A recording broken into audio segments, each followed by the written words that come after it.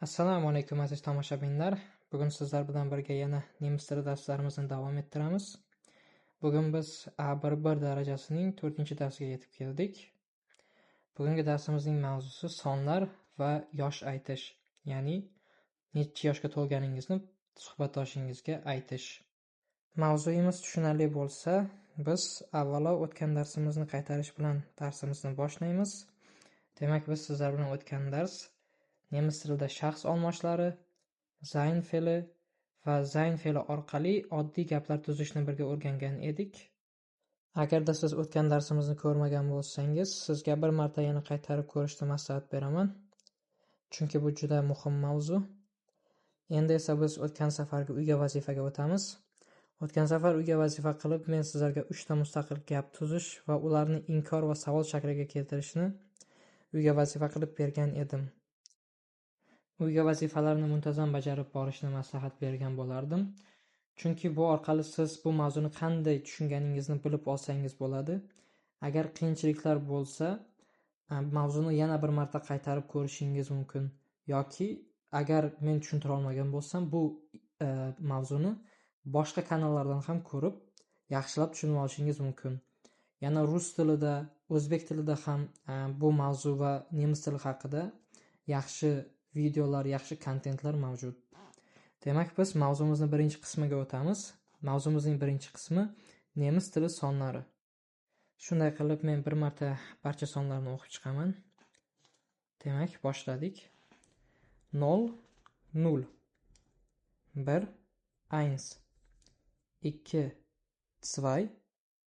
3, 3, 4, 4, ahamiyat bering, viya emas, 4, 5, 5, 6, 6, 7, 7, 8, 8, 9, 9, 10, 10.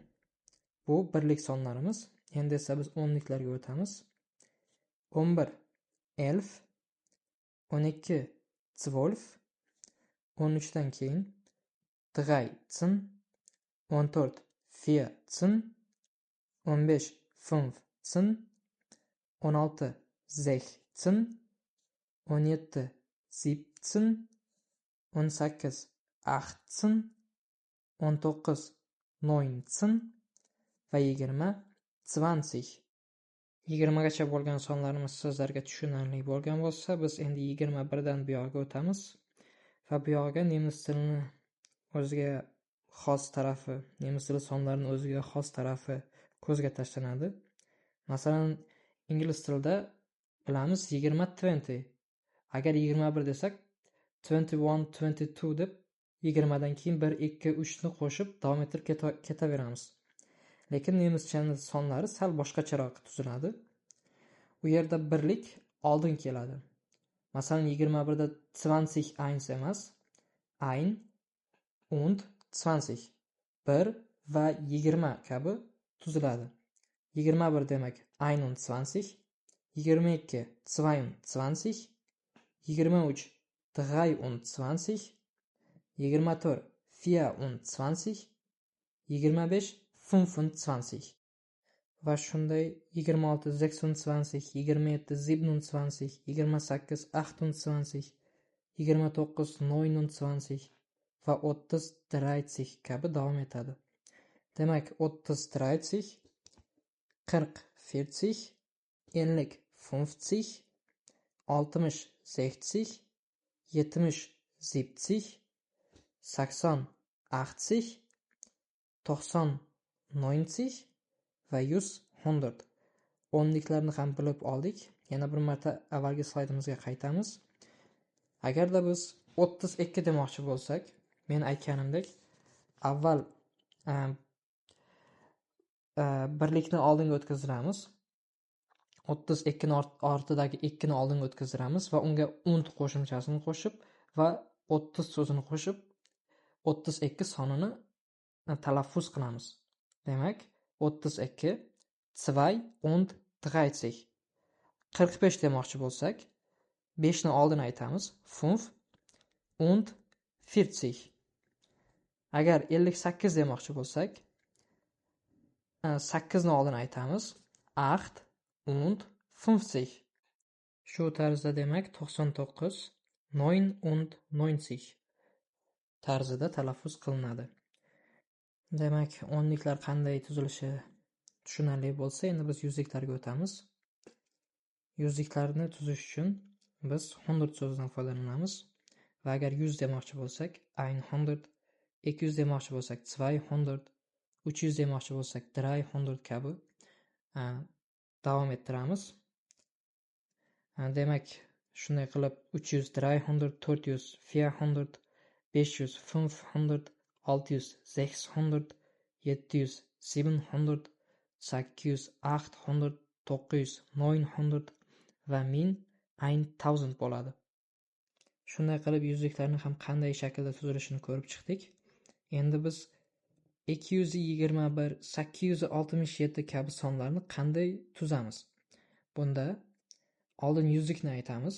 Masalan, 221 da 200, keyin esa shunchaki 21 ni 21 kabi qo'shib ketaveramiz. Demak, 221, 200, 21. 867 bo'lsa 867 va shu kabi davom ettiraveramiz. Masalan, 322 bo'lsa, oldin yuzlikni aytamiz, 300 va keyin o'nlikni 22. 465 bo'lsa, 400, 65. Shu kabi davom ettiraveramiz. Demak, nemis tili sonlari tushunarli bo'lsa, biz endi telefon raqamini aytishni o'rganamiz birgalikda. Nemislar, xususan Germaniyada, asosan suhbatdoshingiz sizni telefon raqamingizni so'raganda, siz unga o'zimizdagidek 965, 45, 14 kabi emas, balkim har bir raqamni bittalab aytasiz. Chunki bu tushunarli bo'ladi va ko'p joylarda telefon raqamini so'rasa, bittalab aytadi. Demak, sizdan suhbatdoshingiz "Wie ist deine Handynummer?" ya'ni seni telefon raqaming qanday deb so'rasa, "Meine Nummer lautet" yoki "Meine Nummer ist" deb o'z raqamingizni bittalab aytishni boshlaysiz. Demak, ekranda ko'rib turgan raqamingizni birgalikda aytamiz.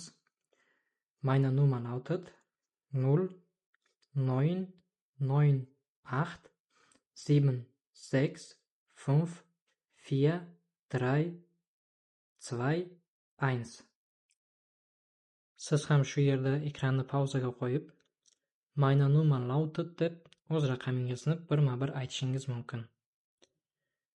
Demak, biz davom etamiz. Bu mavzu ham tushunarli bo'lsa, biz keyingi slaydimizga o'tamiz. Endi esa sizlar bilan birgalikda o'z yoshimizni aytishni o'rganamiz.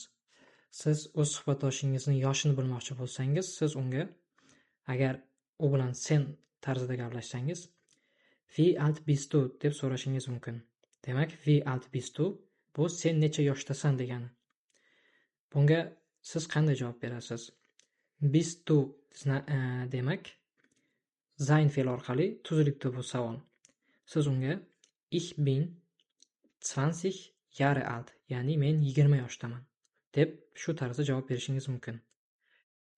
Siz agar o'z suhbatdoshingiz bilan hurmat ohangida gaplashsangiz, u sizga begona bo'lsa yoki sizdan yoshi katta bo'lsa, "Wie alt bist du" emas, balkim "Wie alt sind Sie", ya'ni siz necha yoshdasiz deb so'rashingiz mumkin.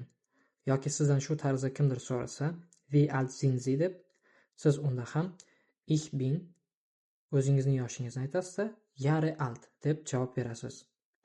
Masalan, Ich bin 20 Jahre alt.